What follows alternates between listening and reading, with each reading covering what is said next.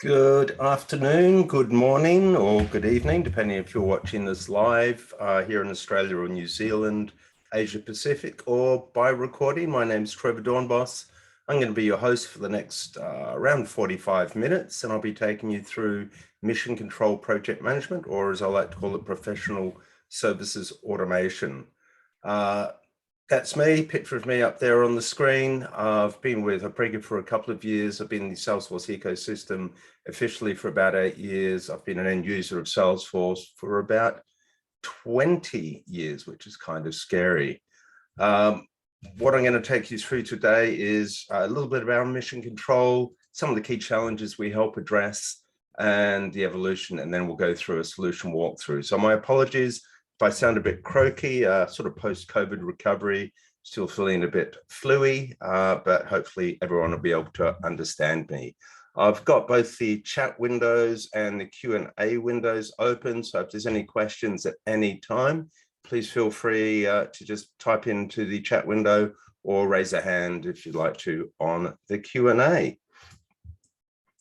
So why mission control? Well, there's a lot of whys. I mean, my background, I spent more than 10 years in delivering professional services.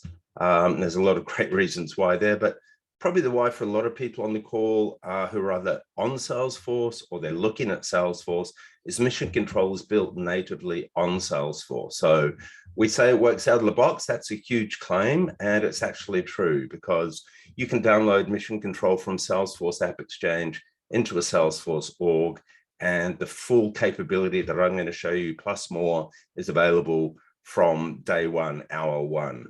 We don't tier the solution. It's one license covers pretty much all access. We ship with a number of permission sets so you can control who gets to do what and see what, right down to the field level if needed. As far as getting up and running with mission control, yes, we have a professional services team. There's a number of Salesforce systems integrated partners that also implement mission control.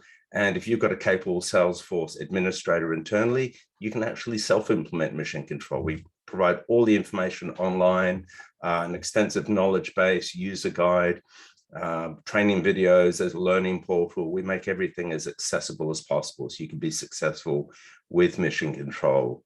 We have a rapid development cycle. So I think October 14th, our next release is out. We have 3 releases a year, quite aggressive. And a lot of the functionality that goes into those releases are feature requests from our customers. So we do actually listen.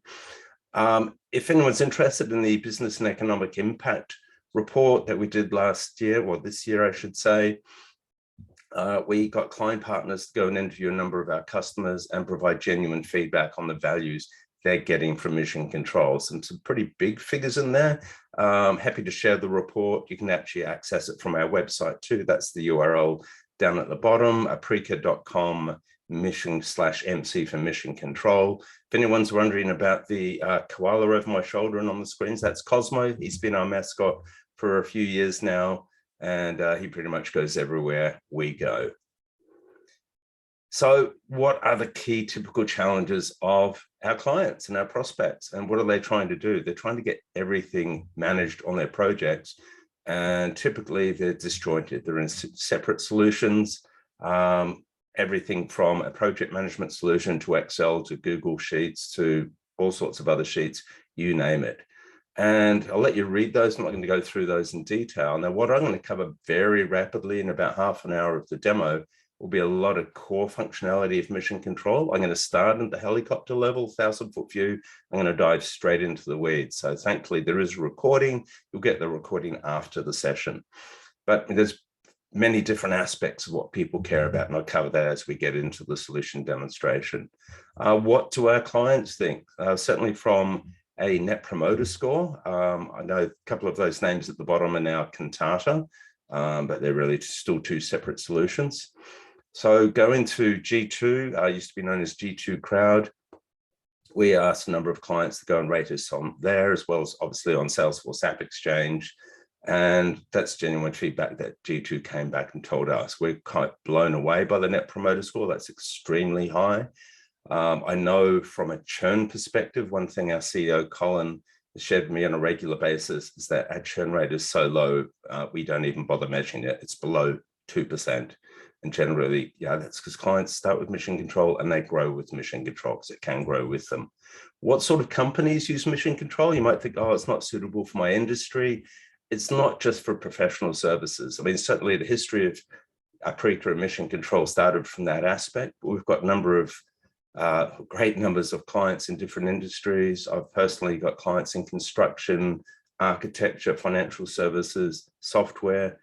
We use mission control internally. Our development team actually uses mission control to actually manage the release cycle of mission control. So we very much do drink our own champagne.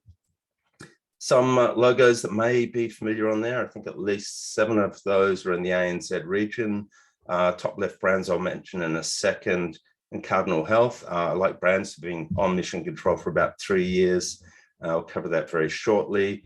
But it's across industry. And while some of the use cases may be similar, some may be not what you would expect. But some well-known companies using mission control for sure. I mentioned brands, they're based in Wellington, New Zealand.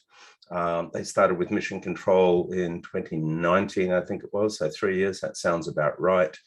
And in year 1, they told a Salesforce user group in Wellington that the savings they got in year 1 was actually by getting everyone off spreadsheets on their computers and into a central source of truth and mission control in Salesforce, actually saved them 4 days per project manager per month. Now, when you've got 50 project managers, that's a pretty hefty saving.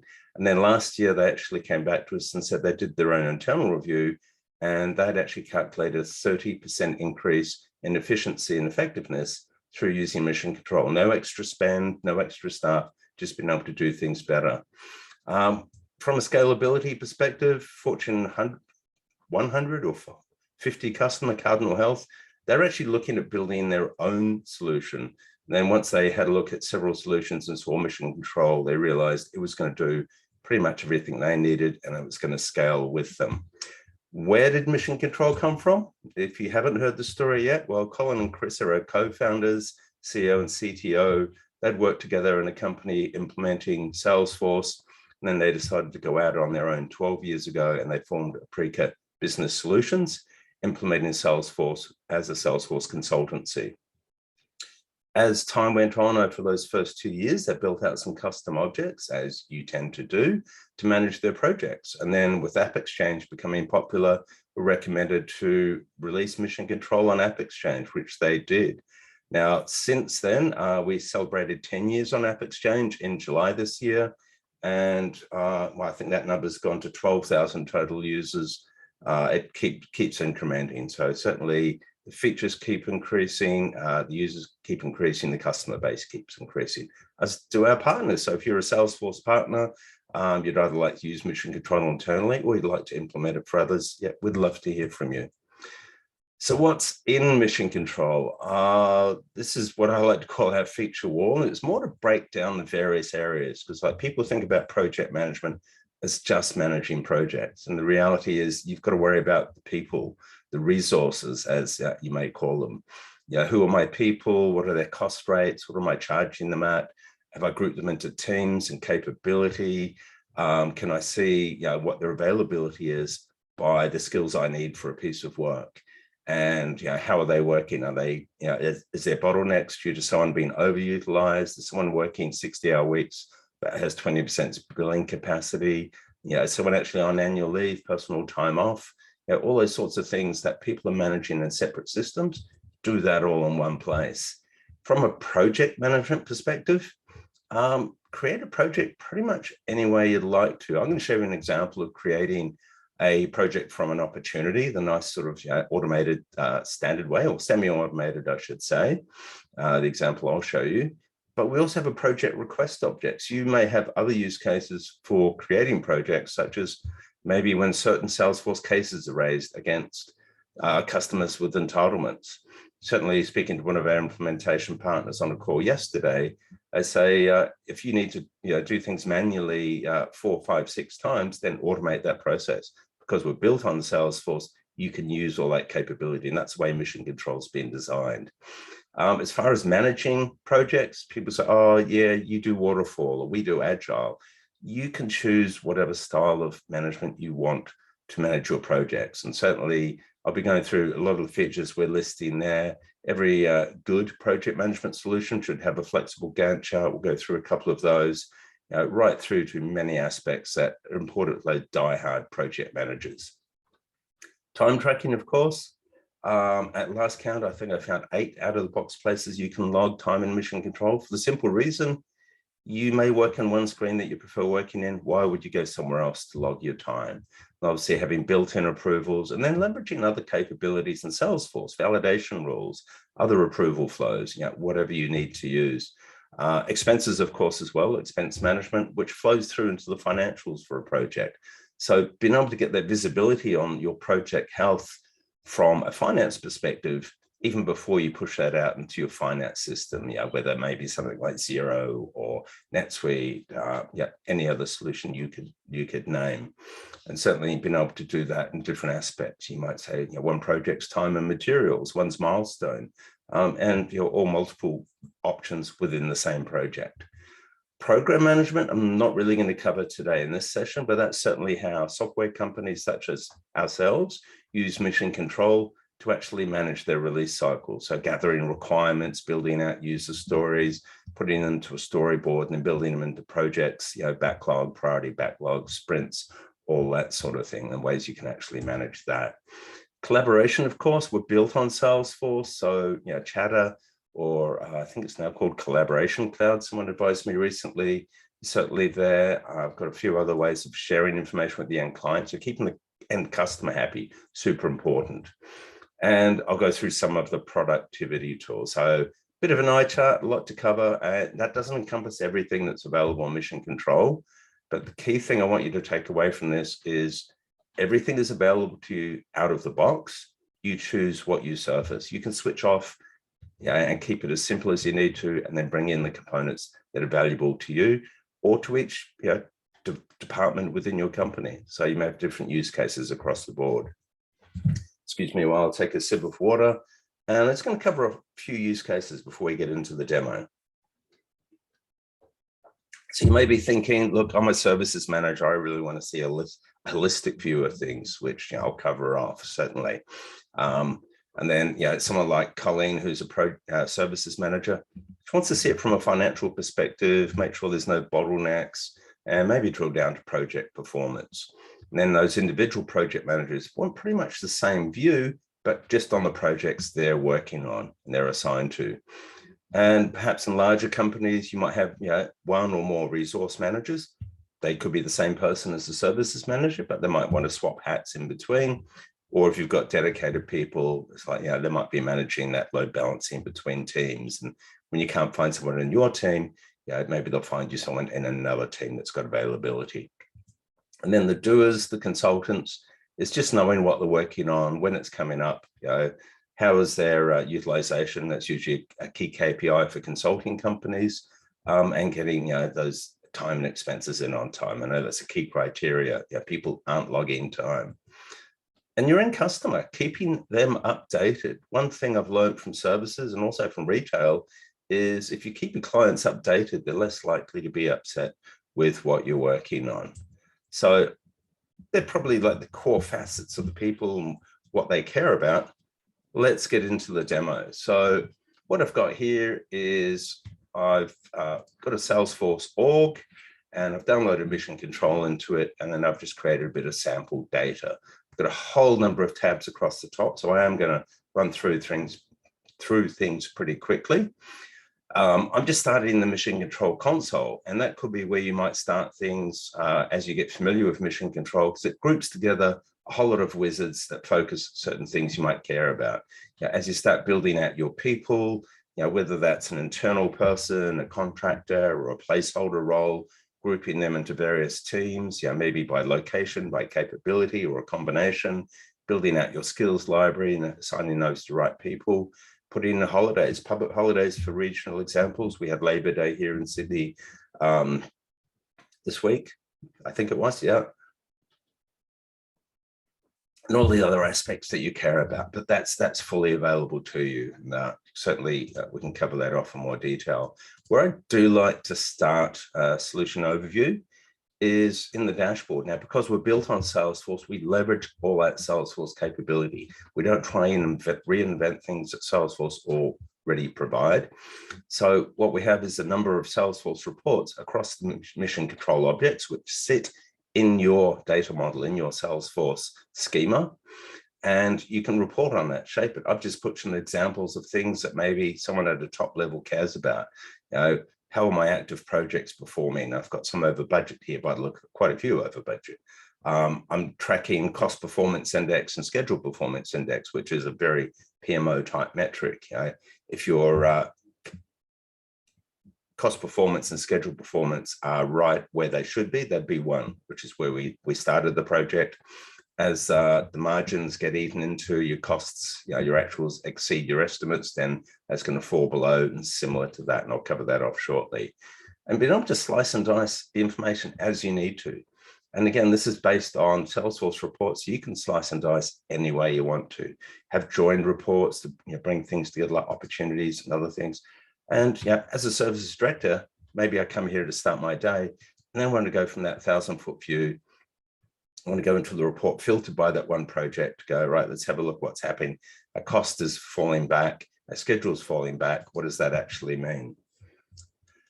And then I've gone from that 1,000-foot view straight into the project. So I can see who the project owner is, ribbon at the top. You know, you can configure to show the key fields you care about.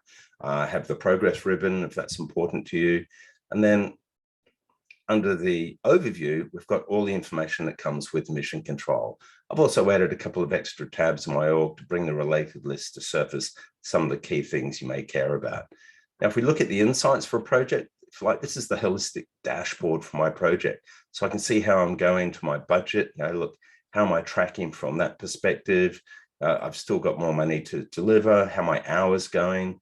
Looks like I've done a number of billable, but also I've got some non-billable. So that might be a concern. I'm not expecting any non-billable work in this project. So probably something I'm going to look at. I can see how my margin, my P&L is looking, plus any invoicing.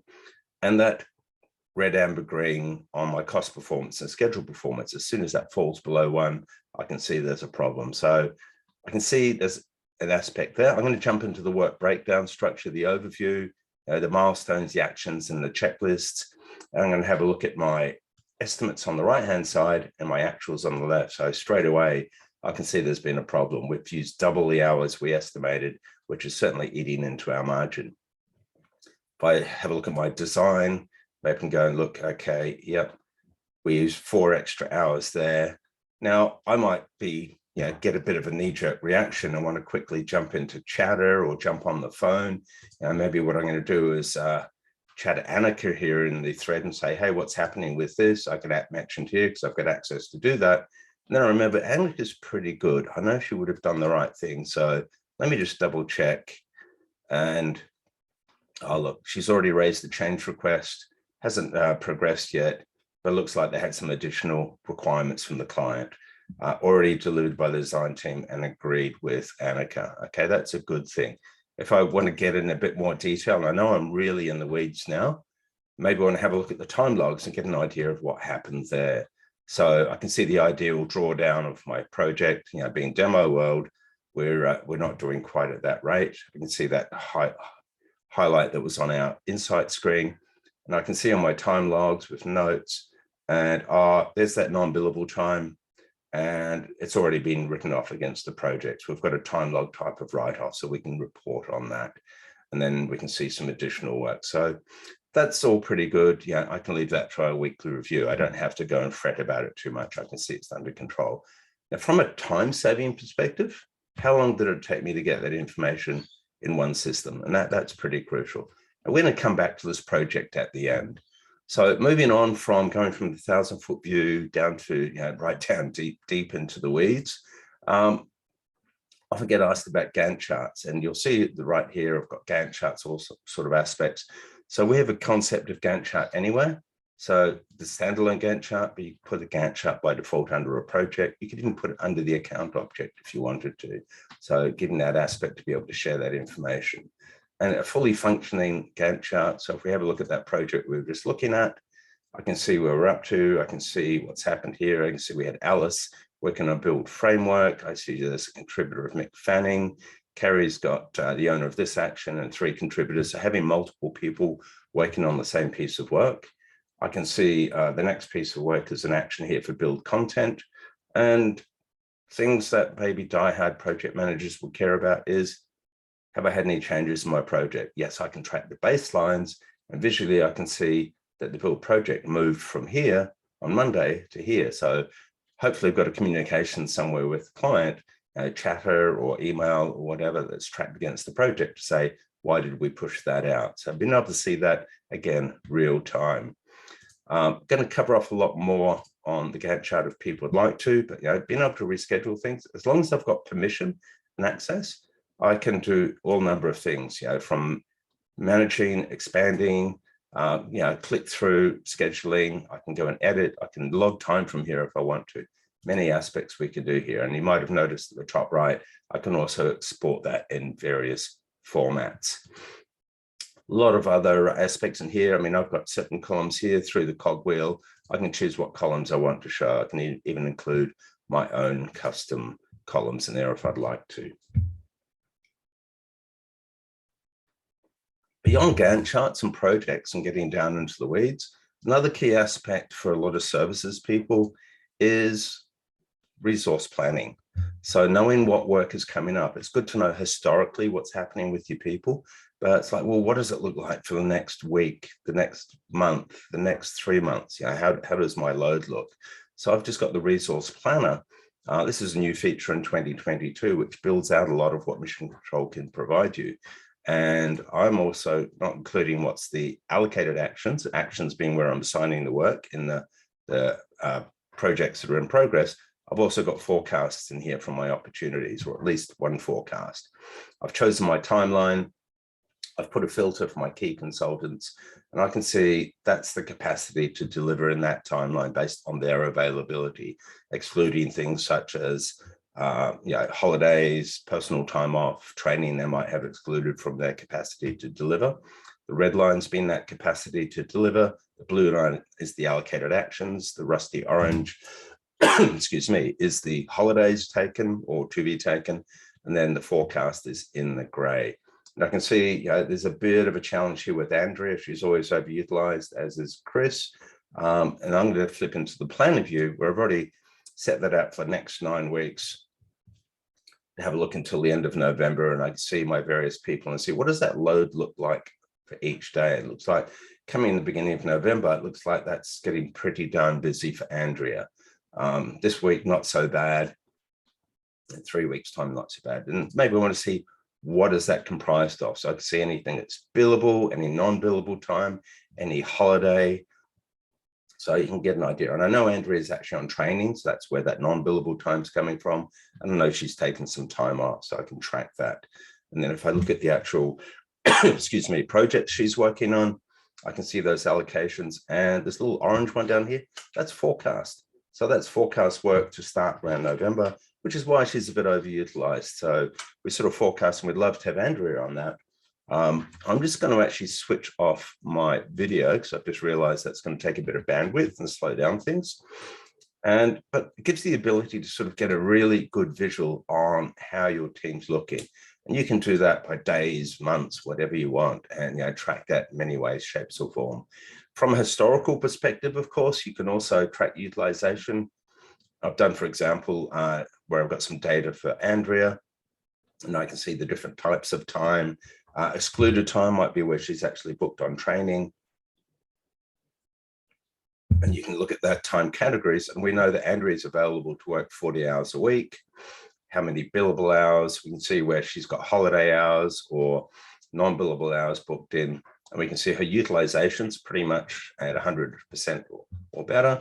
And her billable performance over the whole month is actually pretty high. You can do this by teams, roll that up. So it gives you great visibility also on historical utilization. And I think, sorry, I missed your question, Tom. I think in the resource planner, can that planner overview tab show capacity, forecast, holidays and weeks, or just months? And I think I probably answered that in days, weeks and months. Keep the questions coming. And also from a scheduler perspective. So when you've actually got people allocated to projects, how does that actually look? Now I can see in the scheduler, and I've just shown here for the next couple of weeks. I can show that by pretty much any view I want. I could change that into weeks to months, so I can see that loads what people are working on. I'm just going to go back to days. It gives me a good visual for what's happening for the next 2 weeks. I can see a few people on the Labor Day holiday for Monday. I can see Andrea's got annual leave booked for next week, and I can see she's got time booked.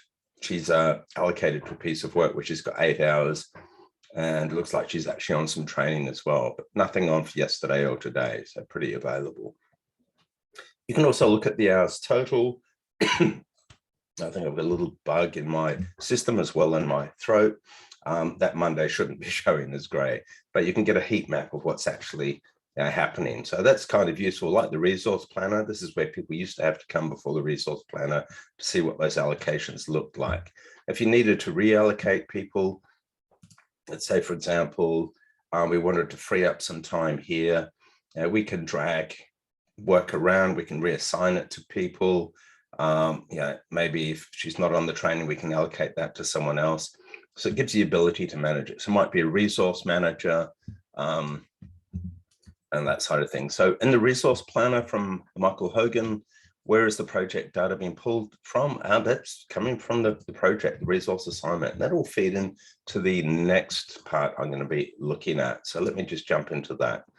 So I'm going to go into a Salesforce account record. So we're built on Salesforce. So of course we're leveraging those accounts, contacts, opportunities, cases. This might be a different page layout than you're used to. It's very standard development org setup. Excuse me. And I'm just going to go into an opportunity I'm working on for my demo project. And depending on where you want to create a project, you can do that manually by adding these 4 fields when you install Mission Control. I've got a project template for this example based on fixed price billing. It could be time and materials, it could be a mix, and there's a number of ways you can create those projects. I'm using the opportunity method, which is going to take that whole template, realign the start date to today, and create the project. So let's just do that live. And then that'll generate in the background. That'll take about 3 or 4 seconds. So let's just see that should populate here under our related list. Excuse me very much while I get a lozenge. Okay, so one of the things I just want to emphasize here is because we're on Salesforce, you're getting that central source of truth. So I've got my account record, I've got my opportunity record, and it's tied to the project. So all that information is interrelated, and you can control who can see and do what. So I'm going to drill through to the actual project, very similar to the project we looked at earlier. And I can see the insights for this. We haven't actually started, so cost performance at 0. I can see my budget, how many hours I've got, what my P&L, my margin should look like, and how much money I can be invoicing. There's a number of things in here. I know in this project, I set an expense budget of $3,000. So as people log expenses, I can track against that. And I might be invoicing that to my customer, maybe on a cost plus basis. Number of other aspects. My Gantt chart was populated as part of creating the template. We just expand that out. Let's just expand that right out. I can see that's going to start today. I've got a number of placeholder roles, bit of a best practice. So you can either assign it to the right people or even have people self-assign. And then what I'm going to do very quickly is I'm going to get into my requirements meeting. I can see there's a warning that was supposed to start. This is the demo world. We can pretty much do what we like. And the structure of a project is your milestones, actions, and checklists. So under my milestone, I'm actually going to invoice the customer $3,000 when that milestone is complete because it's fixed price. I've got my placeholder roles. I could actually use the reassignment up here in the scheduler to reassign for the whole project. I'm just going to do a very quick and easy. I just want to get this requirements meeting assigned very quickly. I can see I've got 8 hours allocated, estimated, and I'm going to go to the right and use the resource assignment wizard. From here, I could actually, like I would typically do, just put my favorite person in there, or in reality, I'm actually going to be searching for someone in the right team. So I need someone from the consulting team with a certain capability or skill set.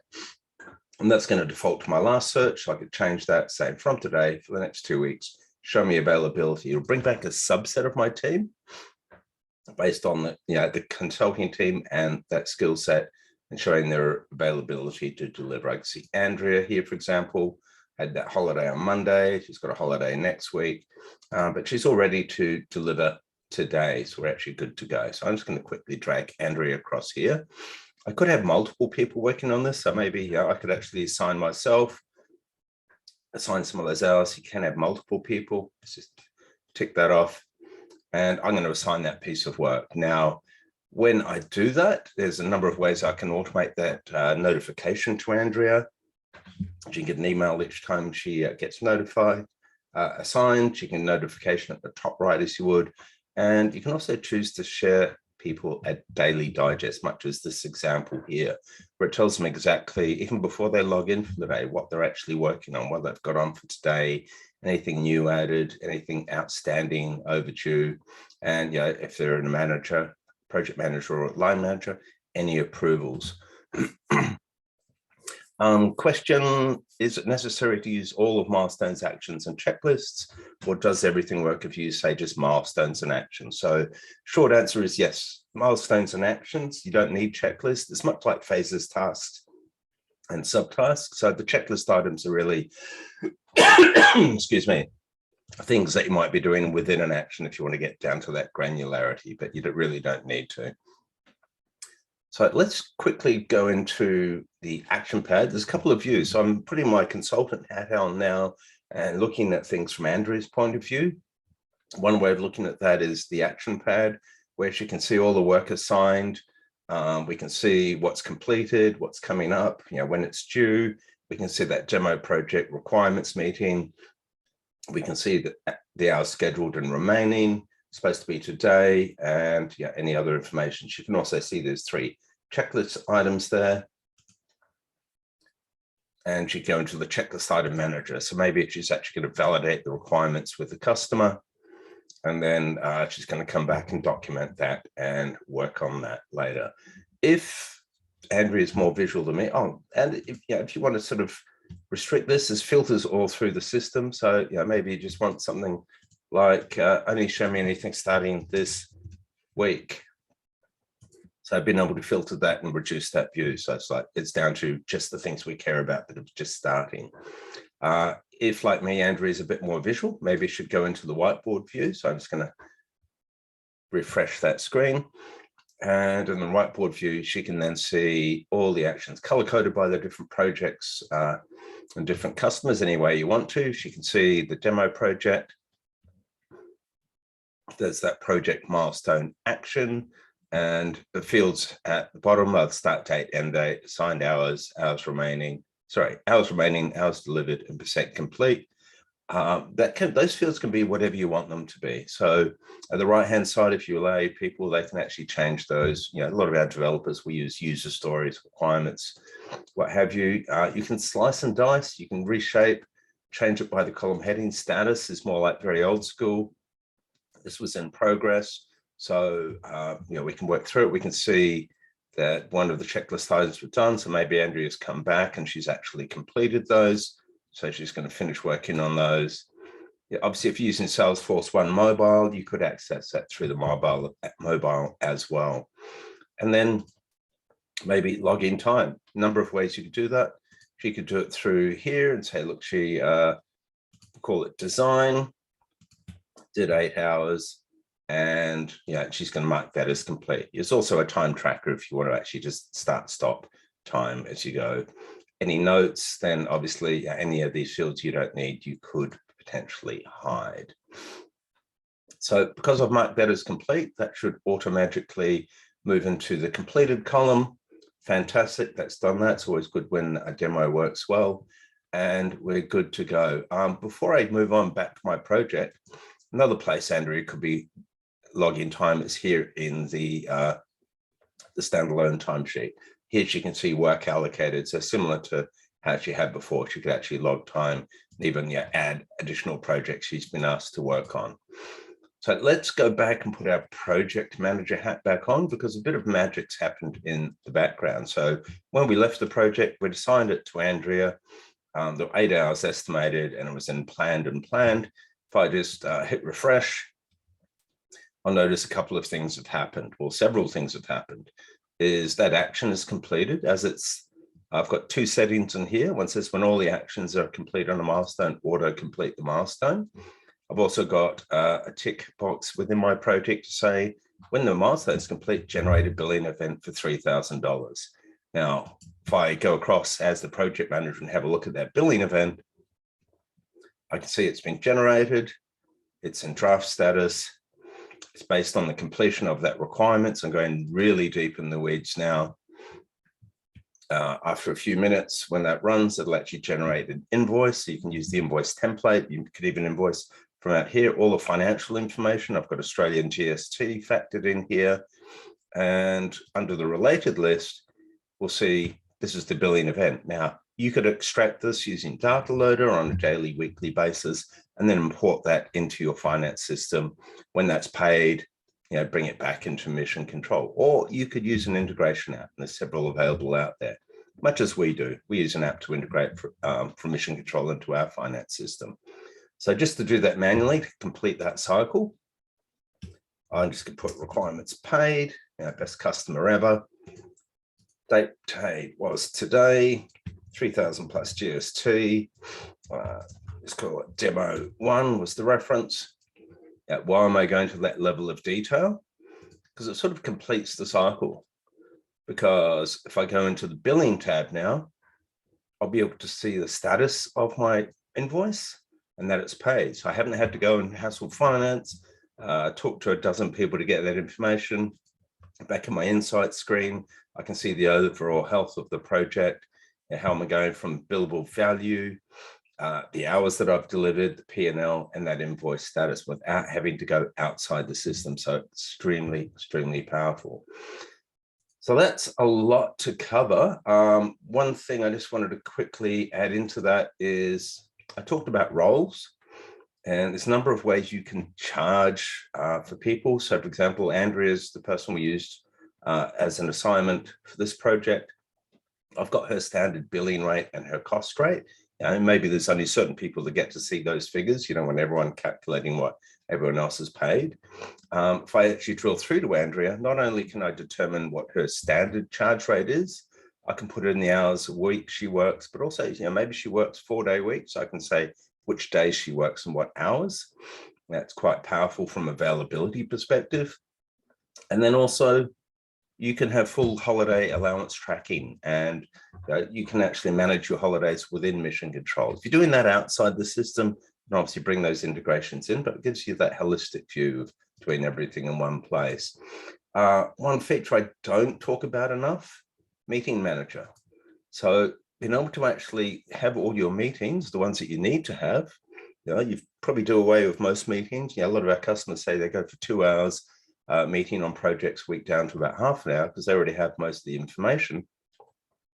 I've been able to build that out and then relate that. So maybe if you're talking on one project, then you want to log time to that. So one of the use cases for this, if you've got 6 people spend 10 minutes discussing a project on how it's running, that's potentially 1 hour of billable time you've lost to meetings. So it's a way of actually tracking that. So quite powerful.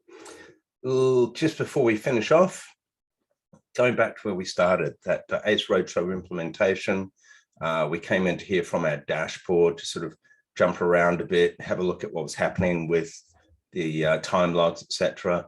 The overview, we saw budget. So budget items are not something I'll cover off in depth, but certainly that came about for a requirement for some of our construction customers. Also useful if you're using subcontractors. You want to track how that's going. So when you get those invoices for your subcontractors or for materials or whatever, being able to track that in budgets against your project, really useful. Things I showed you standalone, things such as the action pad. So you can manage that under the project as well. The Kanban board, the whiteboard, you can do that as well. That's kind of powerful when you're looking at things from a milestone perspective. Obviously, if you're using things such as an agile approach, yeah, you can create new actions on the fly. You can drag and drop between each milestone. Things such as backlog, sprint 1, sprint 2. Revenue recognition for the finance people on the call. That's done out of the box with mission control. So you can actually track what's happening.